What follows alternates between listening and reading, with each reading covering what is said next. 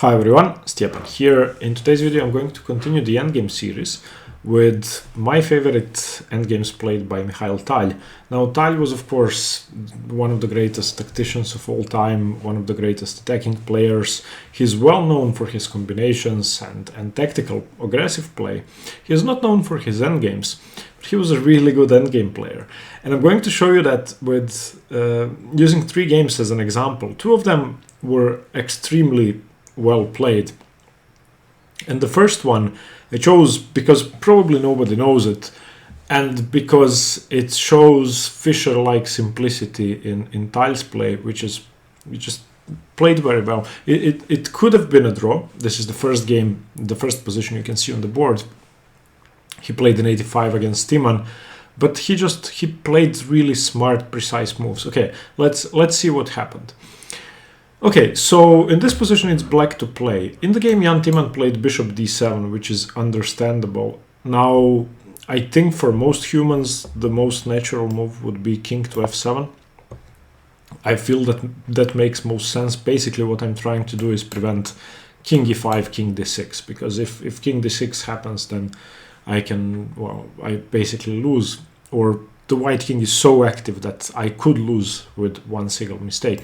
So against king f7, let's just explore the options. Well, you have 2 sensible moves. You can play, well, 3 actually. Rook c1, and after bishop d7, rook c7 is better for white, I think. If black doesn't play bishop d7, he could play after rook c1, king e7, and rook c7, king d6. Giving up the g7 pawn, but that should also be quite promising. Okay, but I think king e5 is more active than that. Okay, and then bishop takes h7 should not be played, because after king f6, it's not that black plays g6 trapping the bishop, because after king g5 white is completely winning. It's that after bishop takes h7, king f6 actually deprives the white king of any entry squares. And as you can see, the material situation is now equal. In the starting position, black was actually a pawn ahead. So against king to f7, I believe king e5 is just the strongest move. And after bishop d7, rook c1, bishop c6, you can continue b4. And after, for example, a6, you can give up a pawn with a4. If bishop takes, then rook c7 picks up the b7 pawn. The king can take on e6. So let me just show you that. So if that's taken, then rook c7 is completely winning. White could basically choose between these 3 pawns and which one he would like to take, and eventually h7 is going to drop as well. So a4, I don't see a way to prevent b5, and when b5 happens, rook c7 happens. So black's best is probably to just play rook c8 and then continue with bishop d7, trade rooks, and try to survive. But in the game, Jan Timman played the move bishop d7, and this does not challenge these squares at all. At least on the next move after king f7, Timman could count on either king f6 or king e7. So here we see Tal's simple play. Of course he plays the best move, king e5. Now Timman plays a6, trying to get some counterplay with b5 perhaps. I'm not really sure why this is the critical move. It just allows king to d6. I don't know. a6 I would never consider playing in that position. Okay, bishop b5 played now, and well, what else can you do? I mean, you're going to drop stuff. He played a6 to play bishop b5. Obviously there's no more salvation now. White's king is so active that black is just worse whatever he does.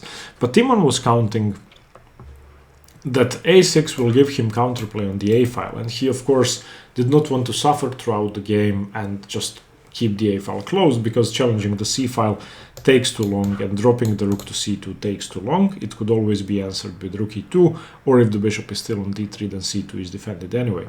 So he went for this trade, and Tal accepts, takes on e6 with the rook. He could also take on e6 with the king. I don't think there's anything wrong with that. And then d4 played by Timman, saving his d-pawn, rook e2, d3, Timman gaining a couple of tempi, and rook to d2. And this is now the critical position in which if rook a2 is played, then rook d3 and rook b2 and rook f3 would be good for white, I believe. But Timman played rook to c8, and he's trying to play more actively. And he's trying to get in rook to c2, while the rook is still on d2, trying to either force his pawn through or pick up the pawns on white's second rank. And Tal just plays an amazing move here. I don't think many of us would find this idea. So, I mean, it's better for white, no doubt about that. The material is now equal and black has 3 weaknesses. White, for the moment, has 0. When the rook comes to c2, he will have a couple. So here, let's look at the natural move, like rook takes d3, and rook to c2, and rook to b2, and rook f3, and rook b5, and rook g2, and rook takes b7, and rook takes h2. This is a draw. So the most natural move, rook takes d3, is actually a draw. White could be slightly better if he tries defending his kingside, but I don't think there's a way to defend the kingside successfully. So Tal in effect plays a prophylactic move, which is extremely powerful. He plays b4, and I don't think I would be able to find this move. I think it's a great move and very instructive. So that after rook to c2, he can now take on d3, and the rook has a choice. It can either start mopping up the queen side by taking on a2, or it could take on f2. I believe that rook f2 is better. That wasn't played in the game. I'd analyzed this briefly, and after this, you of course don't move the king towards the b pawns immediately. You also don't try to defend a2, because best case we will get the same drawn position we saw previously, but you play rook g3, defending this one. And if rook takes a2, then king c5 is actually going to pick up both of these pawns. But black still has a chance to hold after, for example, king f7, rook b5.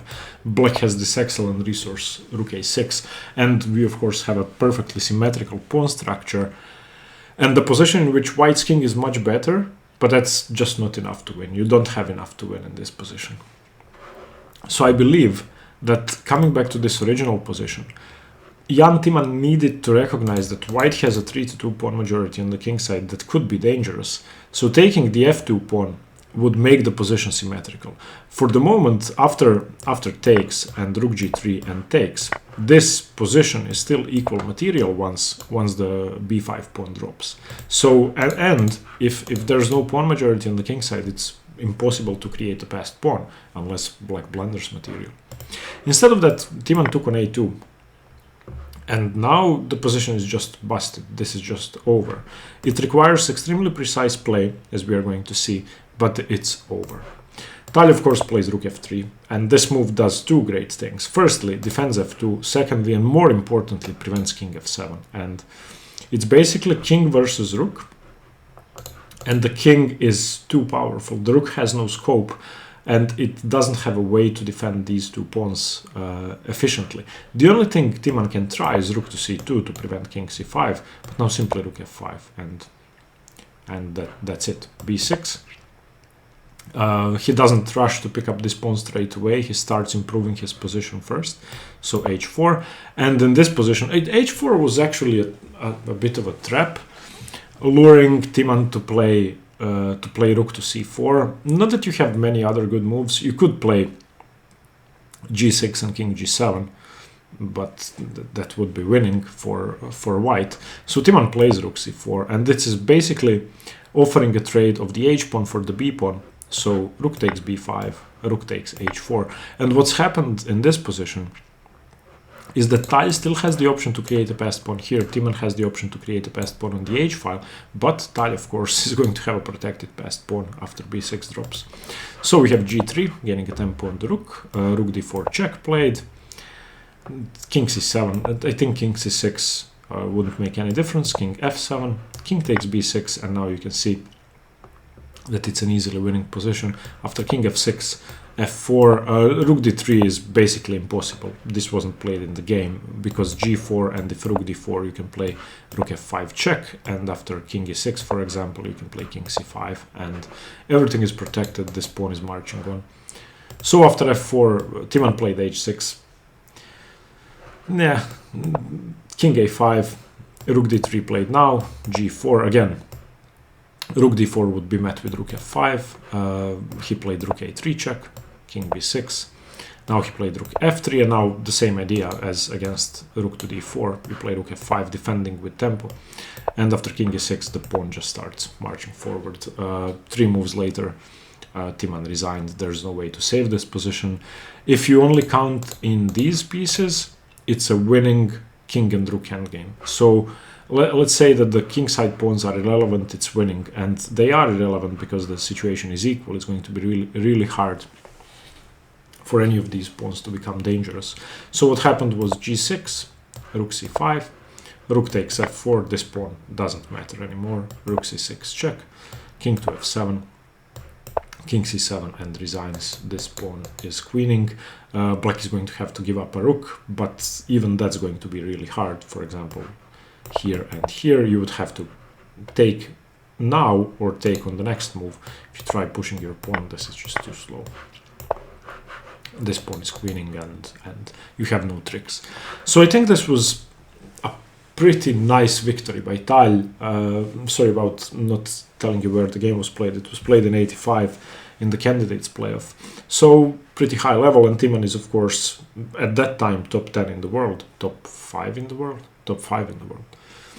So yeah, but this game was imperfect. The next two are even better. Okay. This is my favorite. This is not a known game. At least I haven't seen it analyzed anywhere on YouTube or anywhere, as well as the Tal Timman game. If you have, please give me a link. I would like to see the analysis. This is Smyslov Tal. Tal has the black pieces, played in 1964, so pretty much at the peak of Tal's career. He wasn't the world champion. Of course, he lost the title in 61. And he was already starting to get into poor physical shape, or he started spending more and more time in hospitals. Excuse me. But he was at his playing peak still. Okay, so here starts with king f8. The reason why I play king f8 instead of king f7 is that there really is not that much difference when it comes to getting into the center, and it leaves your bishop a few more options, which is important. So this is even material, bishop versus knight. Importantly, these pawns are on dark squares. Importantly, this knight doesn't really have a bright future, even if it does get to b5. And very importantly, this d3 pawn is on a light square. So it's going to be hard defending it. Basically, one of these two pieces, either the knight is going to have to be on e1, or the king is going to have to be somewhere in the proximity of the pawn to be able to defend it. So that's very important. Okay, king to d2 played. King e7, knight e1 defending the pawn, freeing the king. And now we start. a6 played, depriving the knight of the b5 square. And basically, if Tal manages to create a passed pawn here with b5, so let's say Smyslov does nothing and then b5. Now this is already getting tough. So if you don't take, you don't really have a way of to prevent me from getting into the position, and your knight has no squares.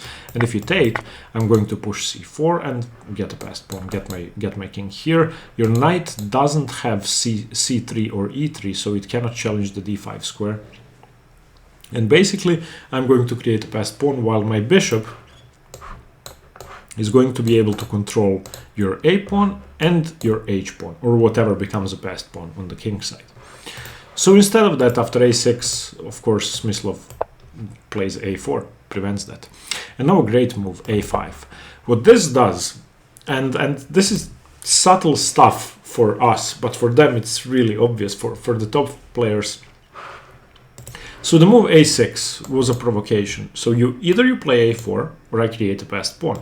If you play a4, I play a5, and now I have two targets. And now this bishop can target both pawns. And you could imagine the bishop coming to c2. That would be great. So he's slowly provoking more weaknesses. Now watch what happens next. This is my favorite part. Okay, king c2, so Smyslov basically waits. Nothing's going on. Bishop e8 and king b3. Okay, so he defended. He had to defend. Bishop c6. This deprives the knight of some very important squares. King a3, the king waits, king f6. And now what he is doing, he's going to, his strategy is to provoke another weakness. So what does black want to do here? Well, the bishop controls the knight completely. If my king can get into g4 and then into h3, then I'm going to win your h2 pawn. You don't have a way to defend, because if your king tries to defend, then I pick up the a4 pawn. If your knight tries to defend, then I just take your knight. So he is going for another provocation. King b3, Smyslov waits. King g6, easy. King a3, king h5, easy. Okay, and now h3. And this is the provocation. So Smyslov had to, same as after a6, a4, he had to prevent king g4. If you allow king g4, we saw that black wins, so he plays h3. Now, what did Tal get with this? Well, now I have 3 targets.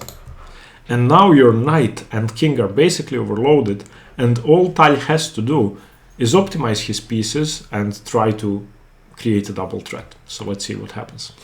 King g6, the king is no longer useful there, so just get the king out of the way. We want to get the bishop here, or be able to get the bishop here. King b3, Smyslov waits. King g7, getting away from the light squares. King a3, king f6, moving towards the center. King b3, bishop e8. Okay, and Smyslov's moves, I'm not going to say they are irrelevant, but they almost are. Okay, bishop h5. King c2 played, Smyslov waits. Bishop to e2. And now finally we are probing at one of the weaknesses. You can see that if, for example, king d2 is played, then bishop to f1 and it's over. Now you would have to move the knight somewhere, I pick up your pawn and you resign. So instead of that, after bishop e2, Smyslov plays knight e1, defending this, defending f1 so that you cannot get here, and also the king defends the d1 square. So what does Tal do? Plays bishop f1 anyway, okay? And in this position you may be wondering, well, why not h4? So that's what I was thinking during the game. During my analysis, excuse me, during the game in 64. Well, if h4 is played, this leaves a huge hole in the position, and now we again go forward with the same strategy. It only saves the pawn for the moment, but it loses a square that's more important than any pawn. First of all, bishop e2. King d2 and bishop h5. You want your bishop to get back to safety, and you also want to be controlling f3, because if the knight gets into f3, then the knight could get into e5, and then there could be some forks. Okay, so for example, well, black now has to play either, black probably has to play king c2. Okay, so if he doesn't play king c2, I'm going to play bishop e8 and win the a4 pawn. So king c2. Bishop e8, and now knight f3, trying to get into e5. Could be one way, giving up this pawn, but I don't think there's enough compensation at all, because after I take, you can play knight e5. Excuse me, yeah, it's check. So even if you do get to play knight e5, I don't think you can hold. It's really hard to attack the b6 pawn, and I would say it's almost impossible. So after bishop e8, let's say king b3, just defending the pawn. But now it gets really simple. I just play bishop c6, I dominate your knight again, and now that your pawn is no longer on h3, well, then I just do this and pick up the pawn. Your king cannot come back to defend. All right, so instead of that, which he saw that it was losing, Smyslov simply gave up the pawn. He played knight f3 straight away, and Tal, of course, took the pawn. Okay, so now he can choose between knight g5 and knight e5. He chooses knight g5, bishop to g2. Of course, you don't want your bishop on g4 that isn't as active, and you don't have the option to put pressure over there. And you may be wondering, well, Tal gave up a pawn, is that a big deal? No, it's not. So it was in fact a pawn trade, but after knight h7, king g7, knight goes back to g5, king to g6, a bit of repetition, king to d2, we now have bishop c6, and now, yeah, it's over. Now look at what happens. King c1 played. Well, this pawn can be taken, but if you take that pawn, with bishop takes a4, then knight f3 is actually an active knight, and it's not that easy to break through when there's a threat of knight d7, and there may be counterplay if white picks up these pawns. So instead of that, Tal plays a remarkable move. He just plays bishop g2, and this move basically seals the game. Now the knight is never getting back, and after king to d2, he just goes for the g3 pawn. Knight e6 played, that doesn't matter, irrelevant. King g4, knight c7 played again. Now he puts pressure on this pawn, and now he controls the knight a bit more. And after knight d5, king takes g3, knight e7 played, attacking the pawn and the bishop, but bishop d7. Knight d5 again, attacking the pawn on b6. Finally, he managed to attack the pawn on b6, but now it's too late. Bishop takes a4, knight b6, bishop e8. The knight is dominated. The a pawn is moving forward. The f pawn is dropping. After knight d5, excuse me, king f3, knight c7. Wait, is this possible? Okay, I turned off the. Okay, if you don't know, my phone rang in the previous video. Now I turned down the volume. Now it's vibrating. Sorry, people seem to be calling me a lot today. Okay, bishop c6, knight e6, defending the f4 pawn, and now a4. And this really isn't fun anymore. If takes on c5, which was played in the game, then a3, and after knight b3 you can just play a2. If king c1, trying to, well, save the pawn, stop the pawn, then king takes f4, and one of these pawns is going to drop. The game ended king b2, king e3, knight a5, bishop e8, c5, f4, c6, bishop c6, knight c6, f3, and Smyslov resigned. One of these pawns is queening. But if we come back to the starting position, I love what he did. So firstly, he threatened b5, so a4 was provoked, and then a5 was played to create a weakness on a4. So he had two weaknesses. And then he threatened to come in with the king, provoked h3, and then h3 was a weakness as well. And yeah, I think it's just a brilliant game. It's brilliant strategy. Okay, finally, we are going to look at a game that's, well, this one is known, and I would say that this is one of Tal's most famous endgames. This one came very late in his career in 1990. I'm not sure how old was he when he died or what year it was, but I think it was early 90s, I'm going to say. Maybe late 90s. Okay, so this position, Tal is white against Ilya Yulievich Smirin, and for the moment the material is equal. Knight bishop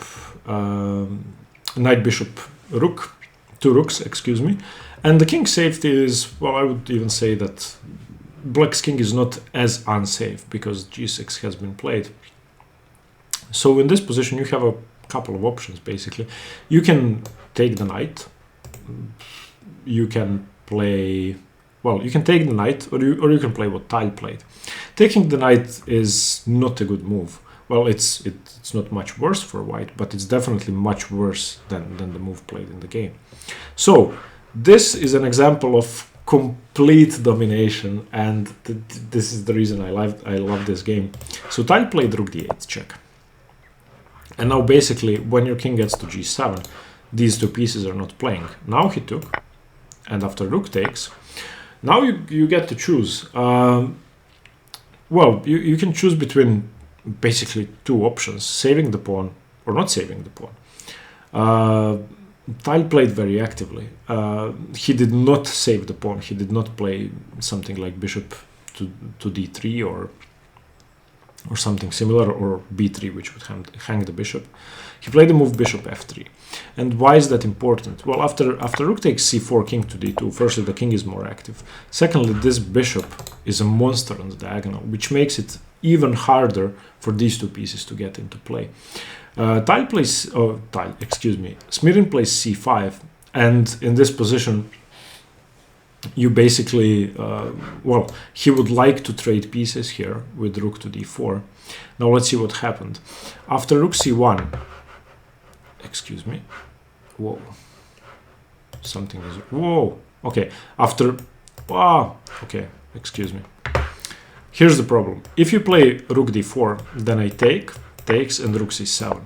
And this, again, makes it very hard for you to develop your pieces. The material is a pawn up for black at the moment. But if I play bishop d5, you can resign. If you move your bishop, I'm going to gain a tempo on the rook and pick up the pawn, or pick up the pawn with my rook. And basically, you're going to be a pawn or two down at the end of everything. So rook d4 doesn't work. c5 was a good idea, but I don't think Smirin had calculated what happens if the trade actually is played. Okay, now you may be wondering why not rook e1. Rook e1 seems okay, but the idea is not rook d4. I think this was a trap set by Smirin, that after c5 he actually had expected rook e1 and that he was intending rook c2 check, and after king c2 bishop f5, and this would allow liquidation, which would lead to a fairly simple drawn position in which white should be better, but nothing huge. After rook d3, c4, bishop takes b7, c takes d3 check, king d2, rook b8, and rook e7. White has more active pieces, but I don't think it's enough to win. I think black should be perfectly fine with this rook threatening to come into b2 and this pawn actually being dangerous. Of course, if bishop d5 happens, then white should win. But instead of that, Tal just played rook c1, and rook d4 check, which we saw a second ago, wasn't played. Instead, rook takes c1, king takes c1. And now, if you look at the position, what can black do? So you have an extra pawn, but you're two pieces down basically, except for this diagonal. Here you have this bishop, but other than that, it's just over. So h5 played by Smirin, h4 played by Tal, of course stopping any counterplay and making sure he grabs as much space as possible before going in for the kill. For the moment, it's not easy to play bishop d5 because rook d7 is prevented by the bishop, and I'm not even sure he would like to play rook d7 even if he could, because that would release these two pieces in exchange for a couple of pawns. Smirin plays rook b8. What else do you do? There's not a lot of options. And Tal now plays a beautiful move, rook e8. I think most people would start marching their king up the board. Of course, one thing you have to be careful about, you never want to get onto a light square, regardless of whether the bishop can target it straight away or not. It's just safer, so keep your king on dark squares. And here f6.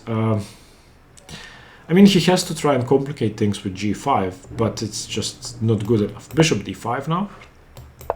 g5, that's defended with g3, gh4, gh4, king g6 played, and now king to d2. The king starts marching into the position. Again, these two pieces are not playing. There's nothing he can do to develop them. Even if you play, for example, b5, and let's say king e3 and rook here, then I take the bishop. Let's say the bishop cannot take the rook. Or, okay, let's say here. Then I take your bishop. And if you play bishop here, then I take your rook. So there's nothing he could do. This was actually the game. He just played b4. And a3 by Tal, b takes a3, b takes a3. Now, look at the coordination. Now, the reason behind bishop d5 wasn't only to put pressure on the f7 pawn or to attack the king, it was also to defend the b3 square. And this is just beautiful coordination. That means that there are no checks, no tempo moves with the rook. If black could play rook b3 check, then the king moves and your bishop moves and you save the game. If rook b3 is not check, or if the b3 square is defended, then you just lose the bishop. a5 played, but now it's embarrassing. I mean, he should have resigned already. I don't believe that you have a rook and bishop versus rook and bishop endgame where one side cannot move the rook and bishop and there are no pawns in front of them. That's just beautiful. Okay, a4 played. Doesn't matter. f3, Tal just slowly creeps up the board. King g7, Smirin waits. Bishop e6, and now finally, well, that's it. Bishop takes e6. He could have gone for this win of the exchange earlier, but he wanted to improve his f-pawn. The a3 pawn is already on a dark square, and now it basically wins the exchange after rook takes b8. Bishop b3 played, and after rook to b5, Smirin resigned, and this is a beautiful final move. So what does rook b5 do?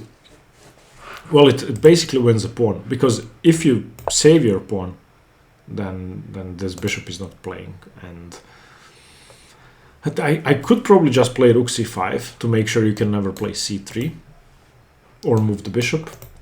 But if you don't play c3 or move the bishop, then this bishop, look at the bishop, it's doing nothing. It's just completely gone.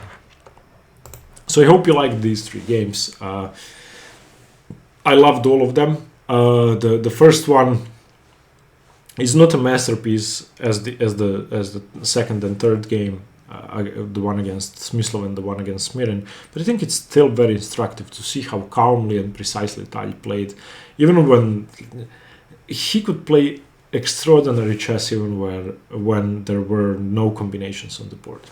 Okay, let me know what you think, please. Hope you liked the video and stay tuned for more chess. Bye bye.